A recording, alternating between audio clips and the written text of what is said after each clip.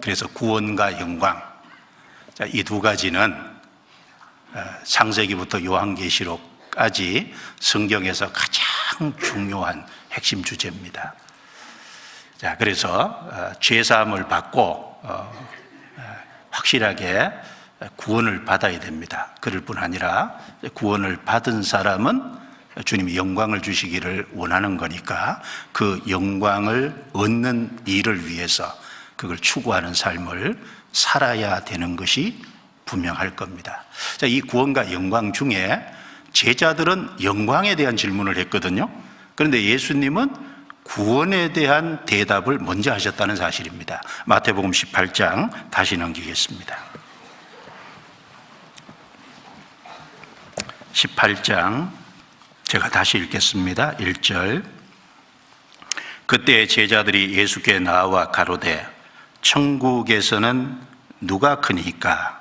예수께서 한 어린아이를 불러 저희 가운데 세우시고 가라사대 진실로 너희에게 이르노니, 같이 읽습니다. 너희가 돌이켜 어린 아이들과 같이 되지 아니하면 결단코 천국에 들어가지 못하리라. 틀림없이 제자들은 천국에서는 누가 크니까 영광과 관련된 질문을 한 거예요. 천국에서 큰 자가 있고 작은 자가 있습니다. 천국에서 영광을 크게 받는 사람이 있고 작게 받는 사람이 있어요. 천국에 영광의 차이가 분명히 있습니다.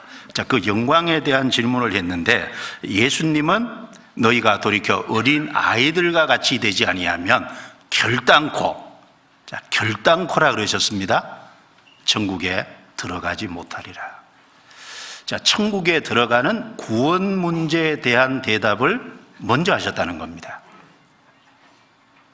왜냐하면 많은 사람은 구원을 받지도 않은 상태에서 천국 들어갈 자격을 얻지도 못한 상태에서 자기가 당연히 천국 갈 거라고 생각하고 천국에서 영광을 얻는 그 문제를 생각할 수 있습니다. 그래서 예수님은 먼저 각 사람은 구원의 문제를 우선적으로 먼저 해결해야 될 것을 분명히 말씀하실 겁니다.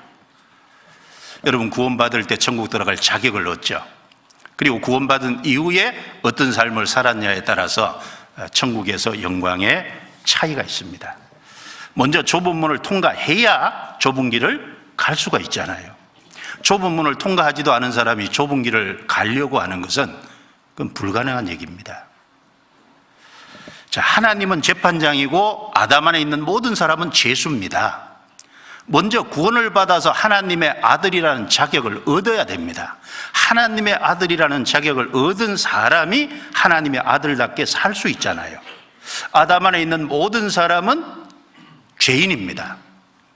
먼저 구원을 받아서 죄인이 의인되는 의인의 신분이라는 자격을 얻어야 됩니다.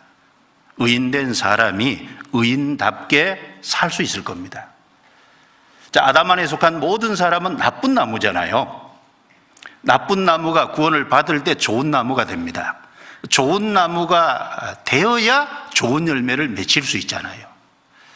아담 안에 각 사람은 그 영혼이 하나님과의 관계가 끊어지고 죽어 있어요.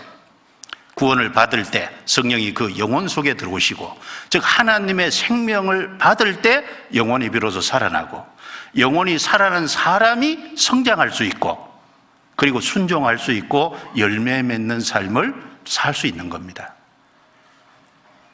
그런데 예수님 당시에도 그렇고 지금도 많은 사람이 자기가 천국 들어가는 문제, 구원의 문제도 해결되지 않았으면서 천국에서는 누가 크니까 영광 문제부터 생각하는 겁니다. 그것은 합당하지 않은 거죠. 예수님은 먼저 구원을 거론하신 것은, 즉 천국에 들어가는 것을 거론한 것은 천국 들어가는 문제부터 확실하게 하라고 말씀을 하는 겁니다. 구원을 받지도 않은 사람이 영광을 위해서 살아가려고 한다는 것은요, 좁은 문을 통과하지 않은 사람이 좁은 길을 가려고 하는 것과 같잖아요. 아들이 되지도 않은 사람이 아들답게 살려고 하는 것과 같은 꼴이지 않습니까? 의인의 자격을 얻지도 못한 사람이 의인답게 살려고 하는 것과 같은 겁니다. 좋은 나무가 되지도 못한 사람이 좋은 열매 맺은, 나쁜 열매에서 좋은 열매 맺으려고 하는 것과 같은 겁니다. 하나님의 생명을 받지도 못한 사람이 성장하고 순종하려고 하는 것과 같은 겁니다. 그건 불가능한 일입니다. 그러므로 아담 안에 속한 모든 사람은 구원 문제를 확실하게 해야 됩니다. 우리는 정말 주님 오실 때가 너무 가까운 시대에 살고 있습니다. 각자 자기 자신에게 한번 물어봐야 됩니다. 내가 정말로 구원 받았느냐? 정말로 천국에 들어갈 자격을 얻었느냐? 내 스스로 속이고 있는 것은 아니냐? 아니, 속고 있는 것은 아닌지 한번 생각을 해봐야 됩니다. 왜냐하면 주님이 오시고 나면 다시 기회가 없잖아요. 주님이 오실 너무 가까운 이 시대에, 언제 오실지 모르는 이 시대에 누구든지 자기 구원의 문제를 심각하게 생각하고 자기 구원의 문제를 깊이 한번 돌아봐야 될 거라고 생각합니다. 특별히 삶에 변화가 없는 사람은 더더욱 그렇습니다. 삶에 아무런 변화가 없으면서 구원받았다고 자기를 속이고 있는 건 아닌지, 혹시 내가 속고 있는 것은 아닌지 깊이 생각해 봐야죠. 고린도후서 13장 5절에 너희가 믿음에 있는가 너희 자신을 시험하고 너희 자신을 확증하라. 예수 그리스도께서 너희 안에 계신 줄을 너희가 스스로 알지 못하느냐? 그렇지 않으면 너희가 버리운 자니라. 자, 자기 자신을 시험하고 자기 자신을 확증하라 그랬습니다. 뭘로 시험하고 뭘로 확증할까요? 말씀으로. 하나님이 우리에게 주신 것은 말씀밖에 없습니다. 이 말씀을 통해서 정말 내가 말씀대로 구원을 받았는지, 말씀대로 천국 들어갈 자격을 얻었는지, 말씀대로 거듭났는지, 진실로 진실로 너희에게 이르노니 사람이 거듭나지 아니하면 하나님 나라를 볼 수 없느니라 라고 말씀하셨잖아요. 왜 바울이 고린도 교회에 자기 자신의 믿음을 시험하고 자기 자신을 확증하라 그랬을까요? 여러분, 안 믿는 사람에게는 믿으라고 하면 되잖아요. 바울이 고린도 교회 성도들에게요, 의심이 있는 겁니다. 왜냐하면 고린도 교회는 시기와 다툼이 있었잖아요. 그리고 고린도 교회는 고린도전서 5장에 보면 음행이 있었지 않습니까? 음행하고도 회개하지 않는 사람이 있었습니다. 고린도 교회는 형제들끼리, 교회 안의 성도들끼리 서로 이권 다툼으로 인해서 교회 안에서 문제를 해결해야 되는데 그러지 않고 세상 법정으로 가서 세상 법정에서 해결하려고 하는 그런 일들이 있었습니다. 고린도 교회는 질서가 엉망이었습니다. 하나님은 분명한 질서를 주셨는데 그 질서가 제대로 지켜지지 않았어요. 그리고 은사를 받았다고 그 은사를 자랑하고 의시되고 교만했습니다. 바울이 이런 고린도 교회의 모습을 볼 때 구원에 의심이 있는 거예요. 그래서 너희 자신을 시험하고 너희 자신을 확증하라 라고 말했습니다.